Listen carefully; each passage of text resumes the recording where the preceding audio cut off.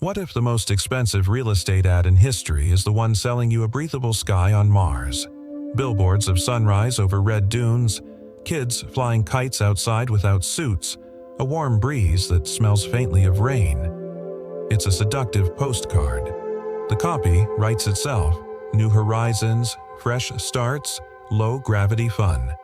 But a postcard isn't a planet, and wishful thinking isn't engineering.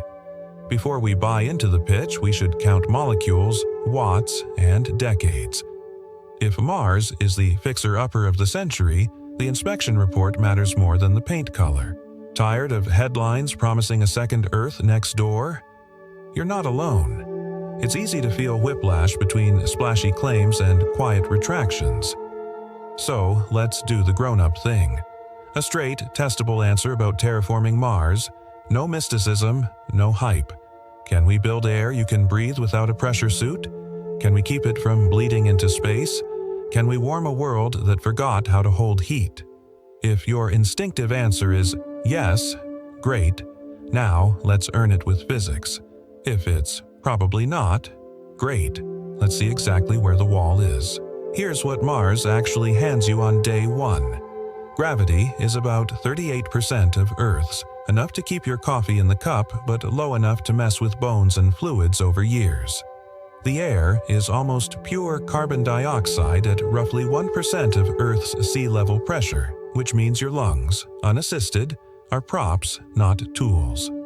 Ultraviolet and particle radiation are generous because Mars lacks a global magnetic shield and has only a thin atmospheric blanket. Dust gets everywhere.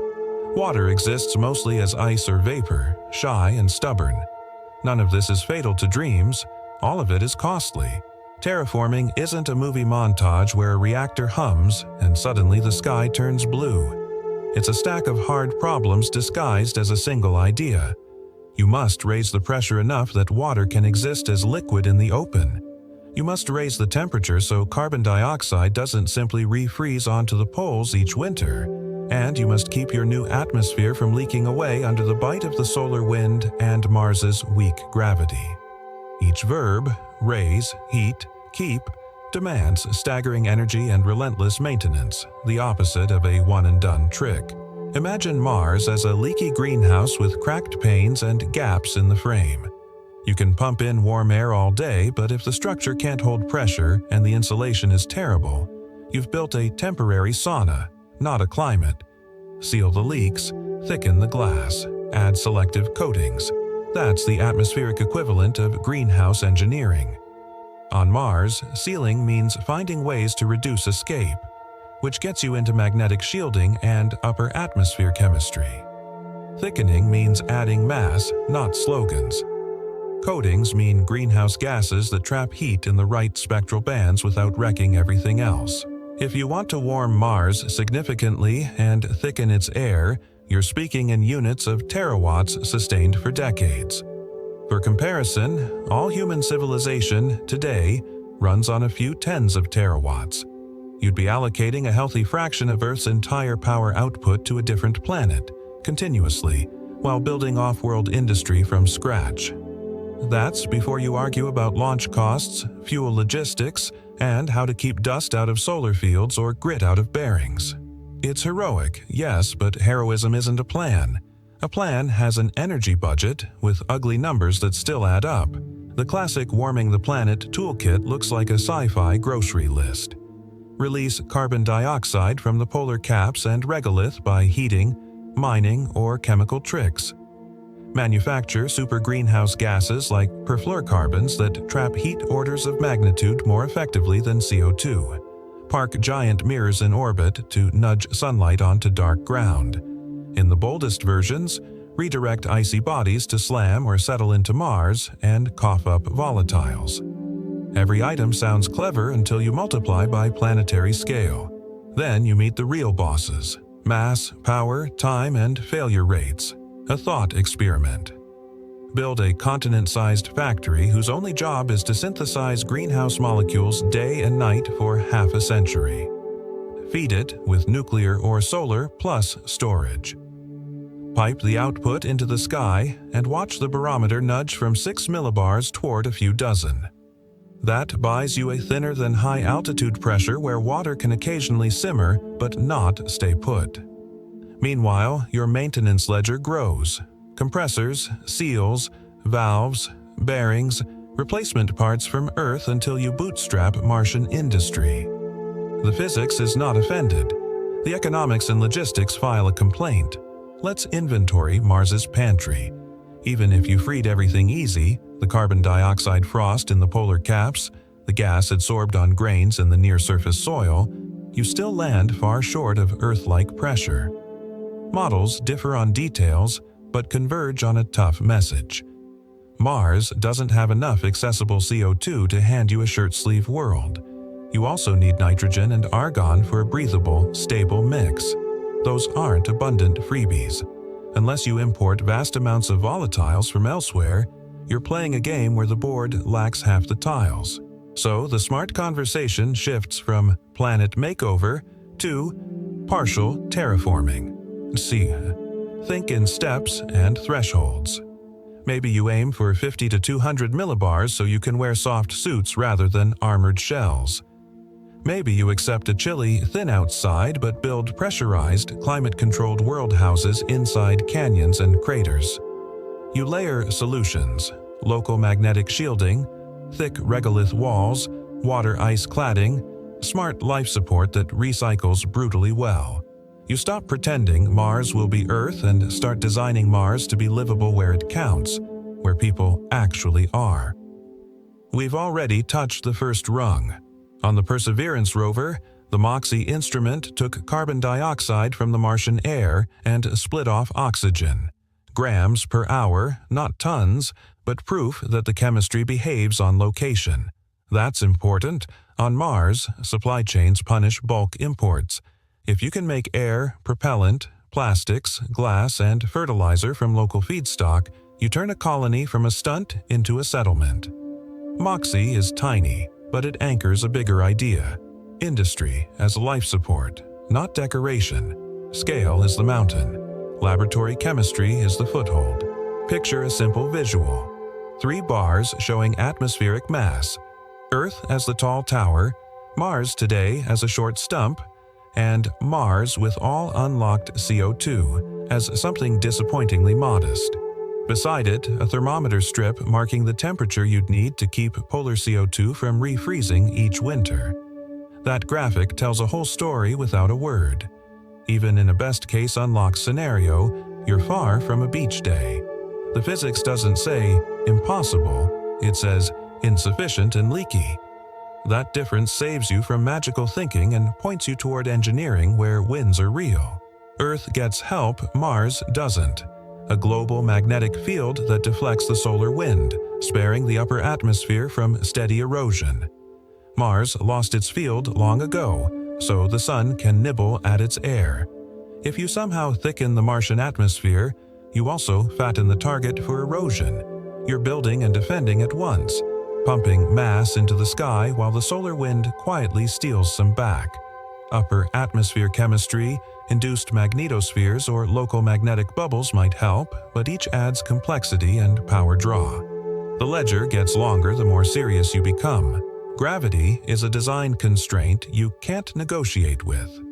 At 38% of Earth's gravity, fluids redistribute, bones remodel, muscles change tone. We don't yet know what a lifetime in partial G does to pregnancy, childhood development, or aging. Terraforming cannot fix that. Any plan that assumes multi-generational life on Mars must plan for medical and ergonomic realities under low gravity, not wave them away. That means exercise protocols, centrifuge habitats, or biomedical breakthroughs. It also means accepting that a breathable sky doesn't answer biology's deeper questionnaire. Then there's weather. Mars throws global dust storms that dim sunlight for weeks, coating panels, clogging seals, and sandblasting moving parts. The sky turns beige. Your solar yield collapses right when you need power for heating and industry. That forces a sober power mix. Nuclear fission for baseline, solar plus storage for margin, and aggressive waste heat recovery to warm habitats. Backup on backup. Terraforming dreams begin and end with watts, and Mars is a harsh grid customer. If your plan can't laugh at dust storms, it isn't a plan, it's a placeholder. Nuke the poles makes a viral headline, not a credible roadmap. You deliver a burst of heat that vaporizes some carbon dioxide and water, but most would refreeze as soon as the blast wave leaves and seasons turn. Meanwhile, you've salted your future worksite with radioactivity and debris. Orbital mirrors are more elegant but live in the land of megastructures. City-scale reflectors kept in precise orbits and angles for decades, repaired without a convenient tow truck. Feasible on paper doesn't equal maintainable in practice, especially while you're still building everything else. The pragmatic alternative has a less glamorous name but a better success rate. Crew Pere Terraforming. Instead of changing the whole planet, you roof over Degon the pieces you mean to inhabit, vast pressurized canopies across valleys or craters. Inside, you control pressure, humidity, temperature, and radiation. Outside, Mars carries on. Paraterraforming respects budgets, schedules, and biology. It delivers human-scale wins in human-scale time, and it lets you tune ecosystems rather than roll the dice on global chemistry. If the roof leaks, you patch it. If a crop fails, you replant.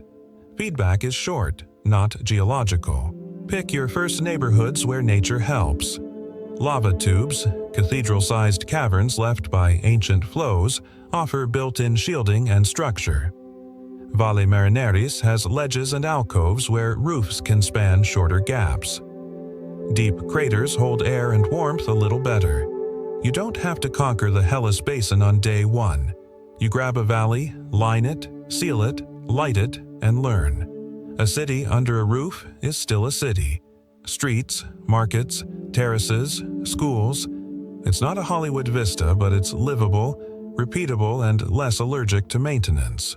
Power is the heartbeat, and Mars is an anemic patient. Sunlight is weaker and unreliable during storms. Wind is thin and stingy. Geothermal is uncertain. So you build a layered grid. Compact fission reactors. Deliver baseline heat and electricity. Solar fields feed batteries and flywheels when the sky cooperates. Industrial processes recycle waste heat into district warming. Greenhouses sip photons from LEDs tuned to plant pigments rather than begging the sun for favors. Terraformers are, at core, energy and logistics engineers. The romance comes later, the kilowatt hours come first. Water is currency. Nothing moves without it. You mine ice from buried deposits and polar layers. You sweat the recycling until the system squeaks. Gray water to irrigation, condensate back to tanks, humidity captured rather than vented. Air is a manufactured product, not a given. You split carbon dioxide for oxygen, crack water for hydrogen and additional oxygen, buffer with nitrogen or argon if available, and store surplus in tanks and porous soils. Leaks happen. You accept them, meter them, chase them. Every molecule gets an accountant. On Mars, chemistry and bookkeeping are siblings. Ethics aren't a garnish. They're part of the main course. If Mars holds past or present microbial life, terraforming isn't gardening, it's erasure. The first independent biosphere we've ever found would deserve study before we bulldoze it into a backdrop. Planetary protection isn't anti-progress, it's anti-regret. There's room for cautious exploration, sealed habitats, and sterile workflows while we ask the biggest question honestly: are we alone? If the answer is not quite, our plans change. That's not weakness. That's a civilization choosing wisdom over hurry. Law and governance trail technology like a nervous parent. The Outer Space Treaty bans national ownership of celestial bodies, but it doesn't spell out who approves a climate experiment that spans centuries, who pays when something breaks, or who gets a vote when a roof city wants to double in size. Terraforming without governance is a recipe for conflict, the kind that ruins futures. You'll need compacts about resource rights, environmental baselines, liability, salvage, even inheritance in partial gravity. The hard part isn't writing rules, it's making them boring enough to work. Timelines deserve blunt honesty. Full-tilt terraforming is a matter of centuries to millennia, not a see you next quarter deliverable. The physics of outgassing, escape, and heat capacity don't care about investor updates. Partial steps fit human lives, pressurized valleys within decades, regional microclimates within a lifetime, layers of infrastructure that slowly make outside less hostile even if it never becomes friendly. If a plan promises a blue sky in 20 years, it's selling magic. If it promises livable neighborhoods and safer work in 20, it's selling engineering. Pick milestones that can't hide behind rhetoric. Atmospheric pressure marching from 6 millibars toward 50, then 100. Habitat energy per person dropping year over year as systems mature. Radiation doses inside world houses hovering near Earth sea level, verified by independent dosimeters. Crop yields per cubic meter rising as agronomy and lighting improve. These are scoreboard numbers, not slogans. When the dials move in the right direction across years, confidence grows. When they don't, you adjust. Humility becomes an operating principle, not a press conference pose. Success will look ordinary before it looks epic. Kids biking under a kilometer-wide canopy at artificial dawn while outside the horizon stays red and silent. Cafes near condensation gardens where moisture from warm air becomes water you can drink. Schools where centrifuge classrooms teach math at simulated Earth gravity for an hour a day.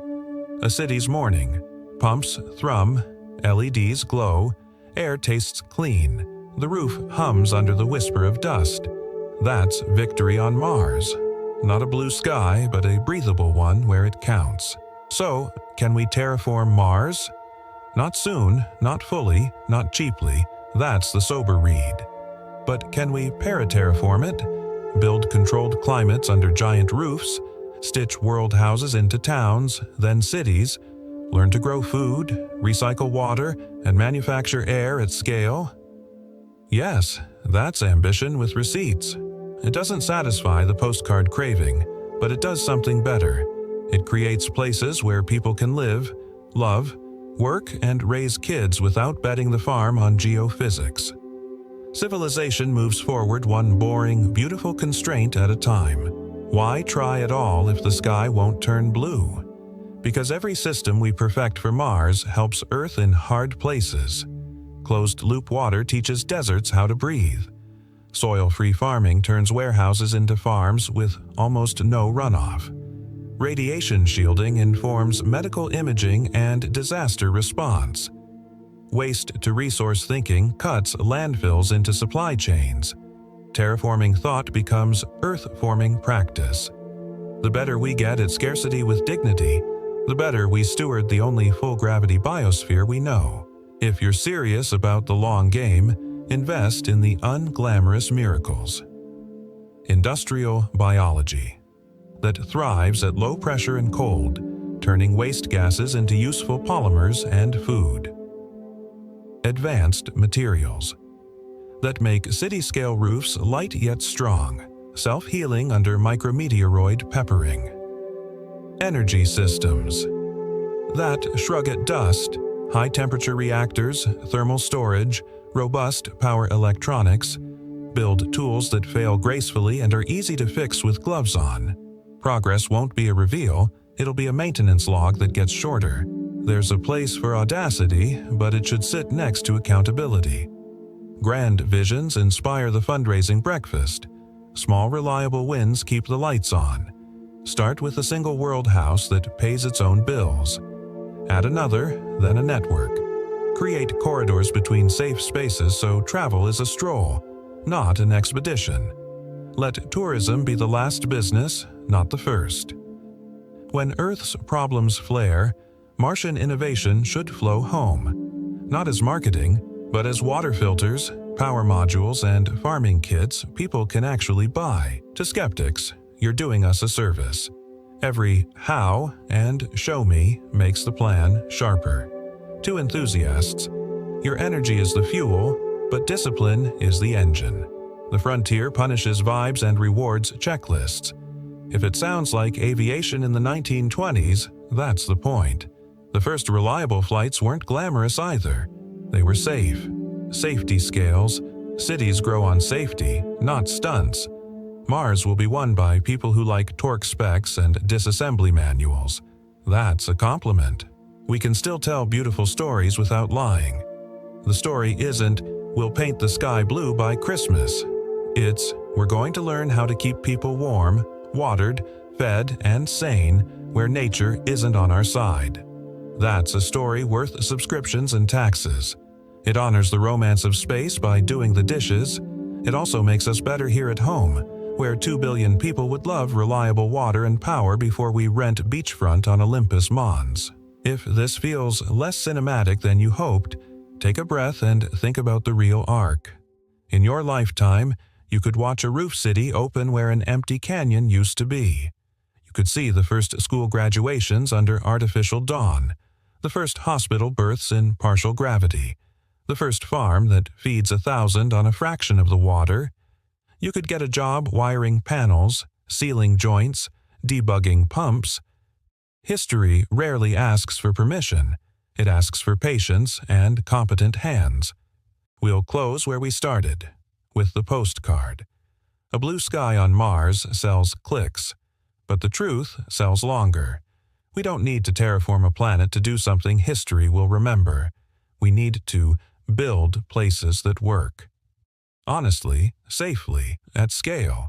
That's the sober miracle. And here's the coda you can live by. Tomorrow, Part 2 at 7 a.m. The Paraterraforming Playbook, World Houses, Lava Tube Cities, and the Energy Budget That Doesn't Lie. Follow for the next relativist playbook. Evidence first, drama second, and absolutely no fairy dust.